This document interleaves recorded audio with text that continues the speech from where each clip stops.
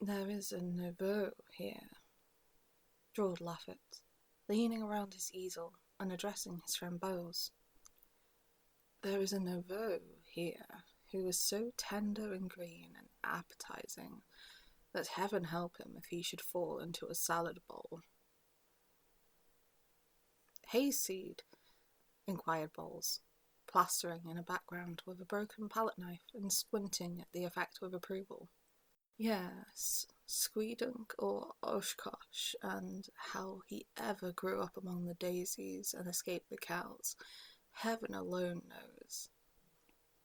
Bowles rubbed his thumb across the outlines of his study to throw in a little atmosphere, as he said, glared at the model, pulled at his pipe, and finding it out struck a match on his neighbour's back to relight it. His name, continued Laffat, hurling a bit of bread at the hat rack. His name is Hastings. He is a berry. He knows no more about the world. And here Mr. Laffat's face spoke volumes for his own knowledge of that planet. Than a maiden cat on its first moonlight stroll. Bowles, now having succeeded in lighting his pipe, repeated the thumb touch on the other edge of the study and said, "Ah, yes," continued his friend, "and would you imagine it? He seems to think that everything here goes on as it does in his damned little backwoods ranch at home.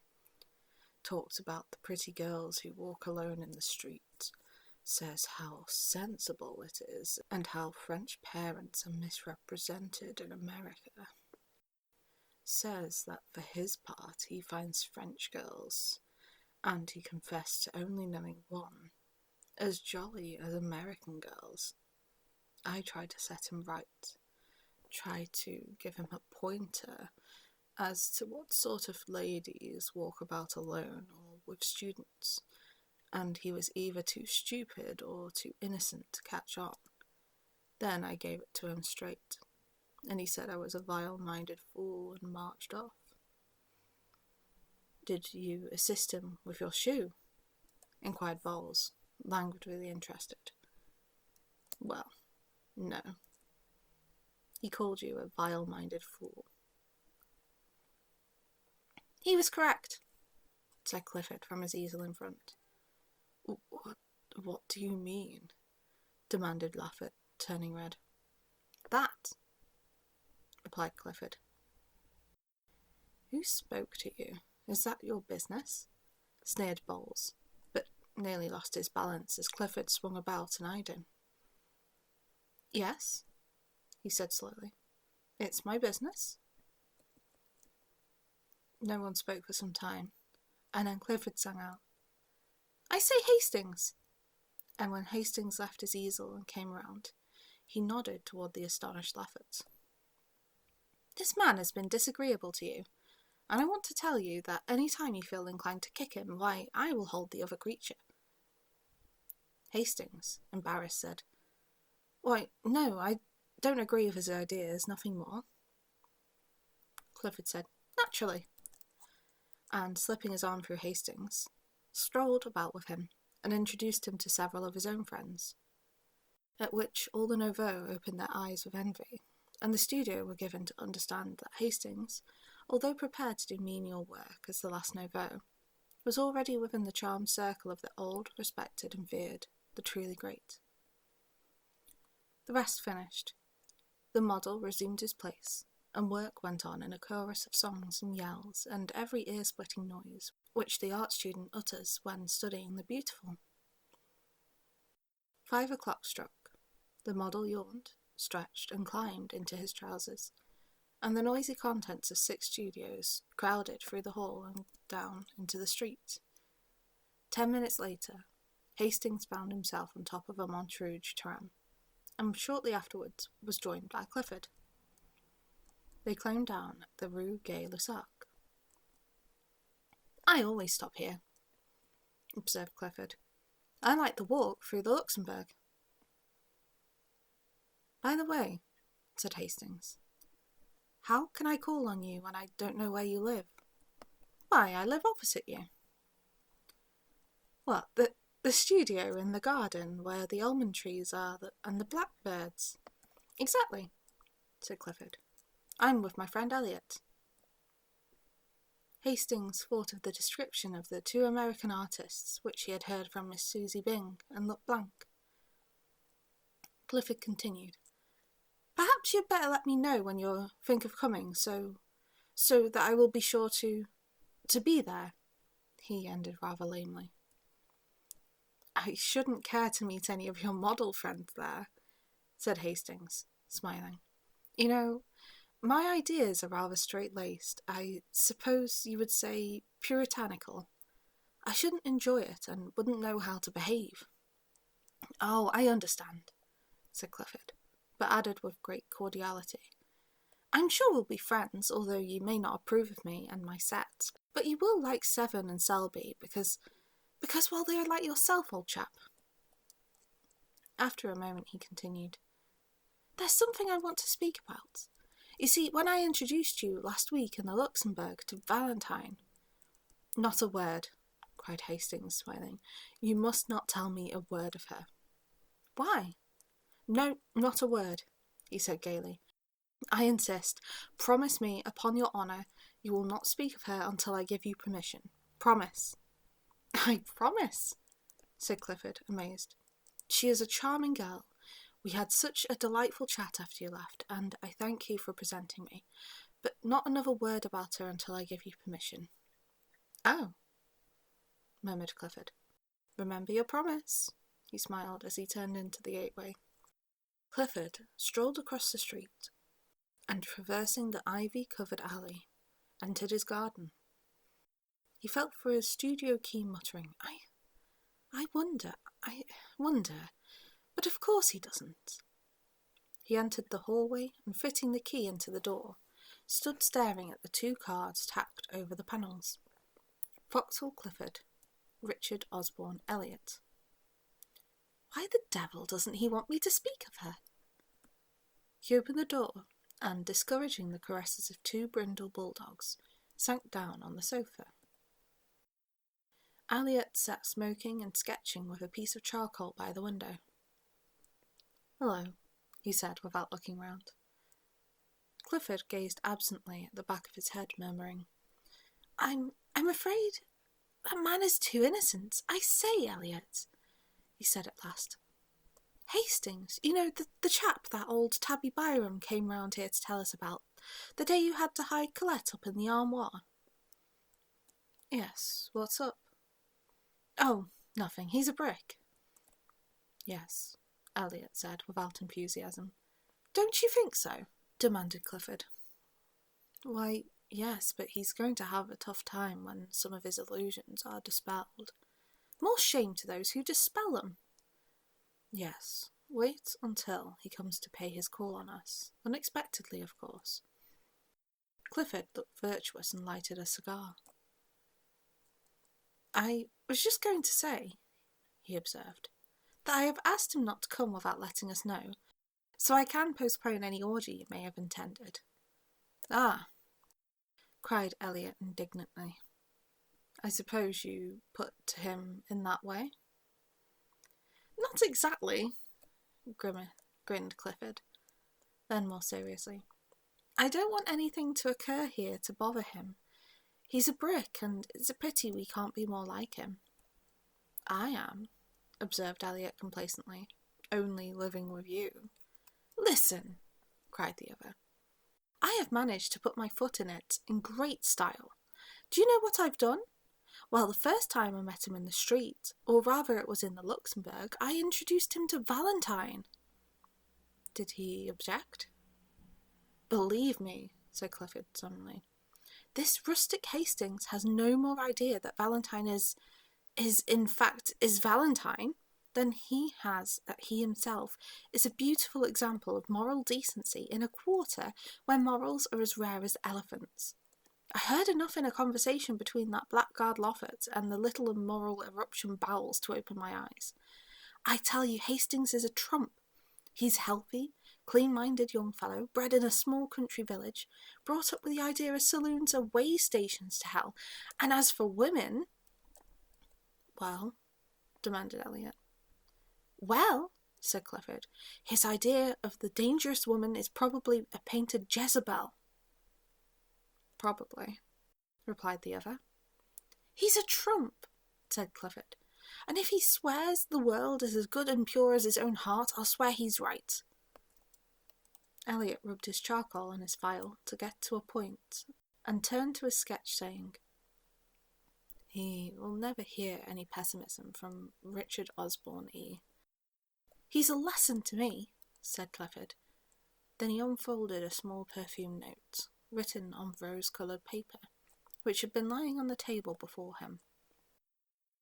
He read it, smiled, whistled a bar or two from Miss Haylett, and sat down to answer it on his best cream-laid note paper.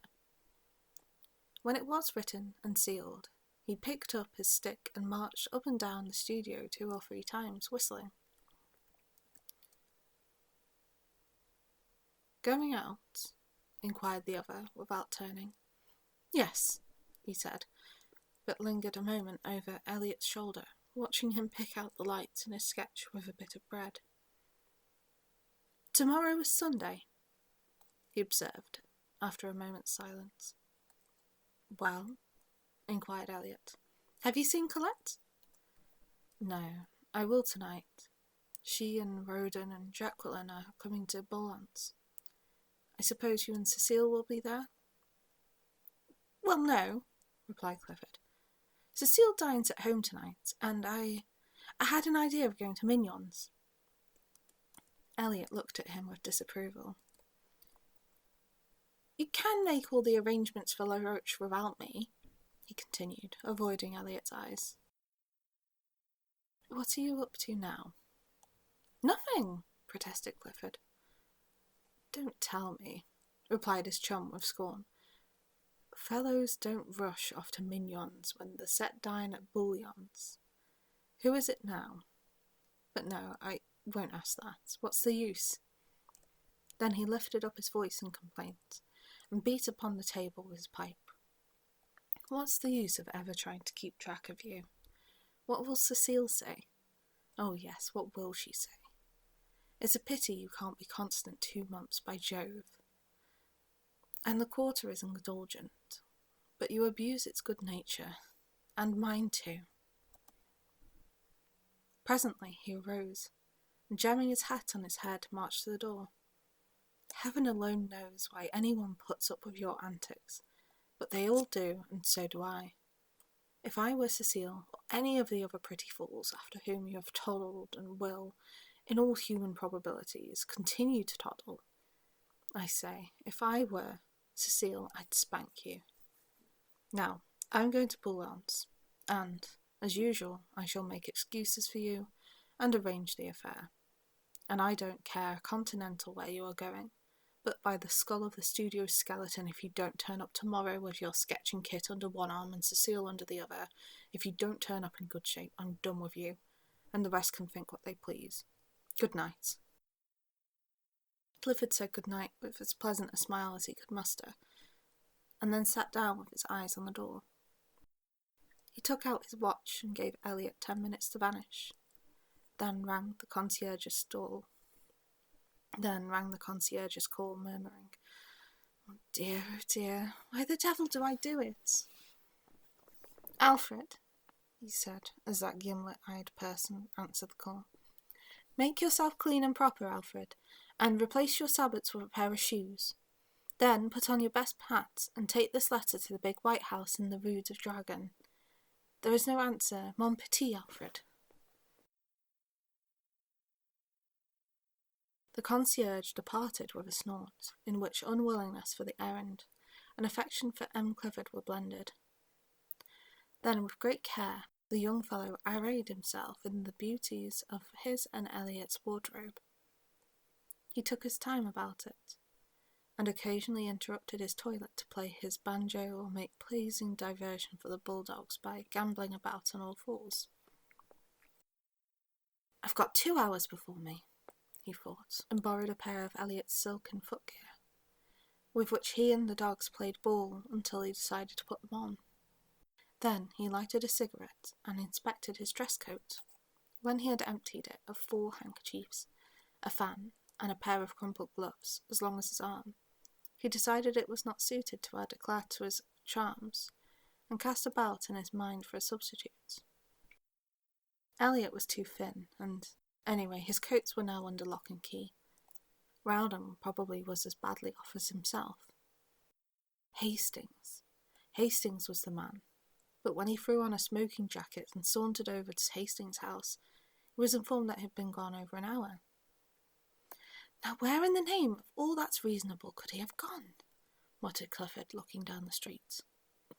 The maid didn't know, so he bestowed upon her a fascinating smile and lounged back to the studio. Hastings was not far away. The Luxembourg was within 5 minutes' walk of the Rue Notre Dame as chance, and there he sat under the shadow of a winged god, and he had sat there for an hour, poking holes in the dust and watching the steps which led from the northern terrace to the fountain. The sun hung, a purple globe, above the misty halls of Meudon. Long streamers of clouds touched with rose swept low on the western sky, and the dome of the distant Invalides burned like an opal through the haze. Behind the palace, the smoke from a high chimney mounted straight into the air, purple until it crushed the sun, where it changed to a bar of smouldering fire. High above the darkening foliage of the chestnuts, the twin towers of St. Sulpice rose, an ever-deepening silhouette. A sleepy blackbird was carolling in some near thickets, and pigeons passed and repassed with the whisper of soft winds in their wings. The light on the palace windows had died away, and the dome of the Pantheon swam aglow above the northern terrace, a fiery Valhalla in the sky, while below in a grim array, along the terrace ranged, the marble ranks of queens looked out into the west. From the end of the long walk, by the northern facade of the palace, came the noises of omnibuses and the cries of the street. Hastings looked at the palace clock. 6, and as his own watch agreed with it, he fell to poking holes in the gravel again. A constant stream of people passed between the Odeon and the fountain. Priests in black with silver-buckled shoes, line soldiers, slouchy and rakish, neat girls without hats bearing milliner's boxes, students with black portfolios and high hats, students with berets and big canes, nervous, quick-stepping officers, symphonies in turquoise and silver, ponderous, jangling cavalrymen all over the dust, pastries cooks' boys skipping along with utter disregard for the safety of the baskets balanced on the impish head, and then the lean outcast, the shambling Paris tramp, slouching with shoulders bent and little eye furtively scanning the ground for smoker's refuse. All these moved in a steady stream across the fountain circle, and out into the city by the Odeon, whose long arcades were now beginning to flicker with gas jets. The melancholy bells of St. Sulpice struck the hour, and the clock tower of the palace lighted up. Then hurried steps sounded across the gravel, and Hastings raised his head. "How late you are," he said, but his voice was hoarse, and only his flushed face told how long had seemed the waiting. She said, "I was kept, indeed. I was so much annoyed, and I may only stay a moment." She sat down beside him, casting a furtive glance along her shoulder at the guard upon his pedestal. What a nuisance, that intruding Cupid still there. "Wings and arrows, too," said Hastings, unheeding her motion to be seated. "Wings," she murmured.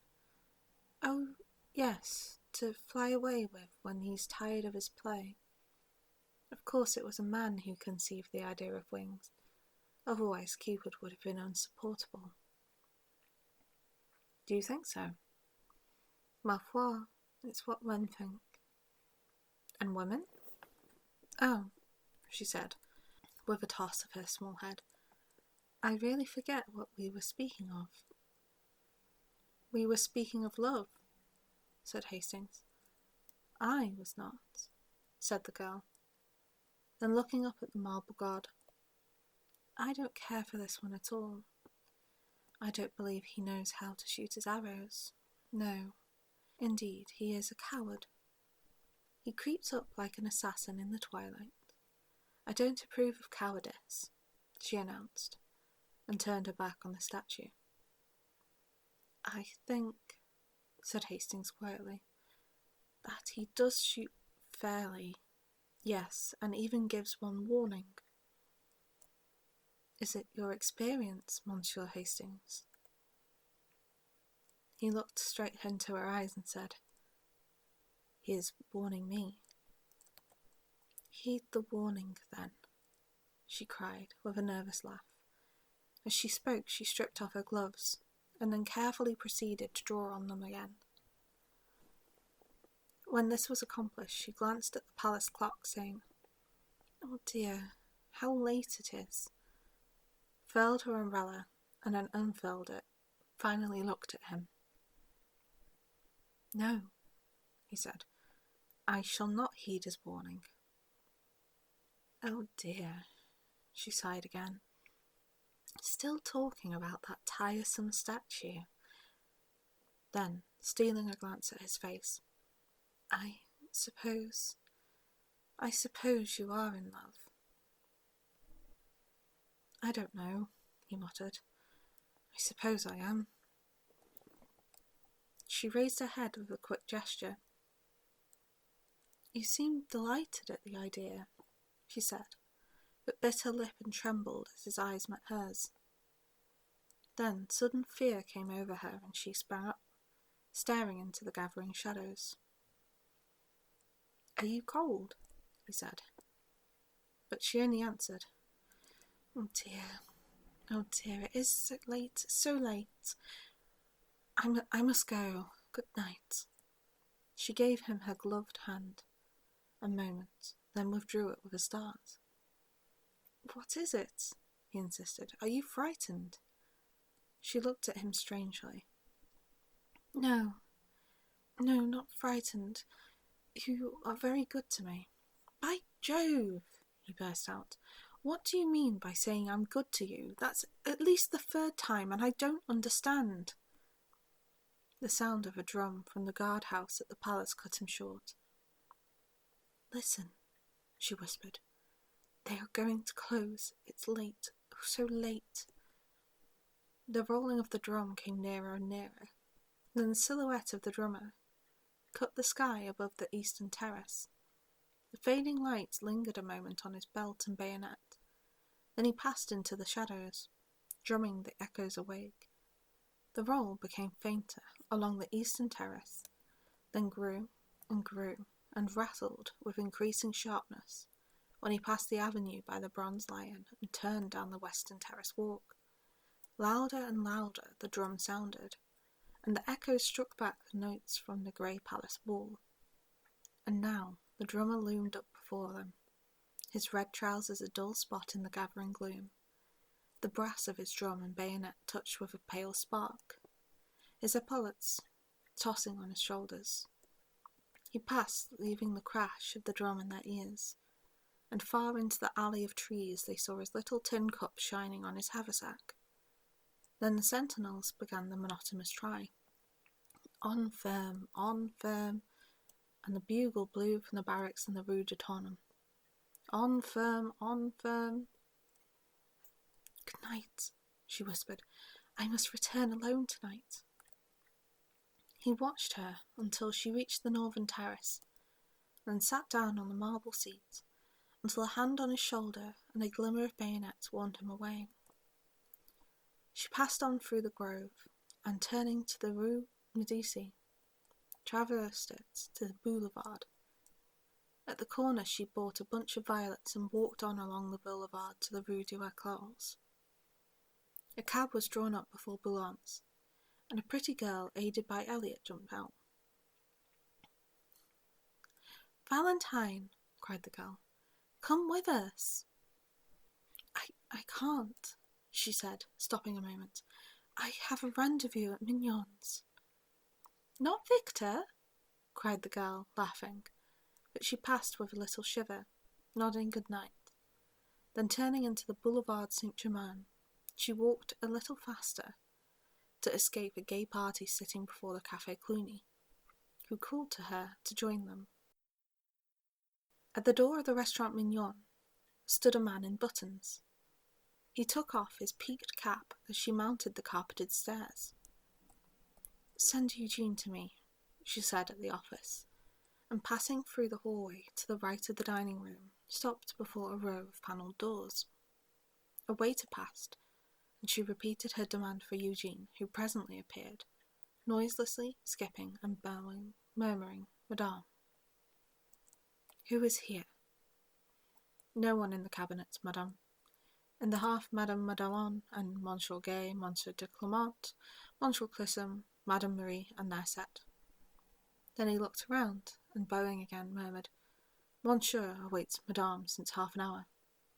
And he knocked at one of the panelled doors, bearing number 6. Clifford opened the door, and the girl entered. The garçon bowed her in, and whispering, Will Monsieur have the goodness to ring? Vanished. He helped her off with her jacket, and took her hat and umbrella. When she was seated at the little table with Clifford opposite, she smiled and leaned forward, on both elbows looking him in the face. What are you doing here? She demanded. Waiting, he replied in accents of adoration. For an instant she turned and examined herself in the glass. The wide blue eyes, the curling hair, the straight nose and short curled lip flashed in the mirror for an instant only. Then its depths reflected her pretty neck and back. Thus I do turn my back on vanity, she said, and then leaning forward again. What are you doing here? Waiting for you, repeated Clifford, slightly troubled. And Cecile? Now don't, Valentine. Do you know, she said calmly, I dislike your conduct. He was a little disconcerted, and rang for Eugene to cover his confusion. The soup was bisque, and the wine pommery, and the courses followed each other with the usual regularity, until Eugene brought coffee, and there was nothing left on the table but a small silver lamp. Valentine, said Clifford, after having obtained permission to smoke. Is it the vaudeville, or the Eldorado, or both, or the Nouvelle Cirque, or... It is here, said Valentine. Well, he said, greatly flattered, I'm afraid I couldn't amuse you. Oh, yes, you are funnier than the Eldorado. Now see here, don't guy me, Valentine. You always do, and you know what they say. A good laugh kills. What? Love and all that. She laughed until her eyes were moist with tears. Tiens, she cried. He is dead, then. Clifford eyed her with growing alarm. Do you know why I came? She said. No, he replied uneasily. I don't. How long have you made love to me? Well, he admitted, somewhat startled. I should say for about a year. It is a year, I think. Are you not tired? He did not answer. Don't you know that I like you too well to ever fall in love with you? She said. Don't you know we are too good comrades, too old friends for that? And were we not, do you think that I do not know your history, Monsieur Clifford? Don't be so sarcastic, he urged. Don't be unkind, Valentine. I'm not. I'm kind. I'm very kind. To you and Cecile. Cecile is tired of me. I hope she is, said the girl, for she deserves a better fate.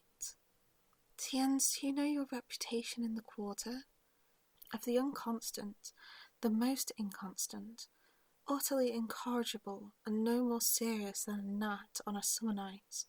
Poor Cecile. Clifford looked so uncomfortable that she spoke more kindly. I like you. You know that. Everybody does. You're a spoiled child here. Everything is permitted you and everyone makes allowance. But everyone cannot be victim to caprice. Caprice? He cried. By Jove, if the girls of the Latin Quarter are not capricious. Never mind about that. You must not sit in judgment, you of all men. Why are you here tonight? Oh, she cried, I will tell you why. Monsieur receives a little note. He sent a little answer. He dresses in his conquering raiment. I don't, said Clifford, very red. You do, and it becomes you, she retorted with a faint smile. Then again, very quietly, I am in your power, but I know I am in the power of a friend. I have come to acknowledge it to you here, and it is because of that I am here to beg of you a favour. Clifford opened his eyes but said nothing. I am in great distress of mind. It is Monsieur Hastings. Well? Said Clifford in some astonishment. I want to ask you, she continued in a low voice. I want to ask you to, in case you should speak of me before him, not to say. I shall not speak of you to him, he said quietly. Can you prevent others? I might if I was present. May I ask why? That is not fair, she murmured. You know how he considers me, as he considers every woman. You know how different he is from you and the rest. I have never seen such a man as Monsieur Hastings. He let his cigarette go out unnoticed. I am almost afraid of him, afraid he should know what we all are in the quarter. I do not wish him to know. I do not wish him to turn from me, to cease from speaking to me as he does. You and the rest cannot know what it has been to me. I could not believe him. I could not believe he was so good and noble. I do not wish him to know so soon. He will find out sooner or later. He will find out for himself, and then he will turn away from me. Why should he turn from me and not from you? Clifford, much embarrassed, eyed his cigarette. The girl rose, very white. He is your friend. You have a right to warn him. He is my friend, he said at length. They looked at each other in silence. Then she cried, By all that I hold to me most sacred, you need not warn him. I shall trust your word, he said pleasantly.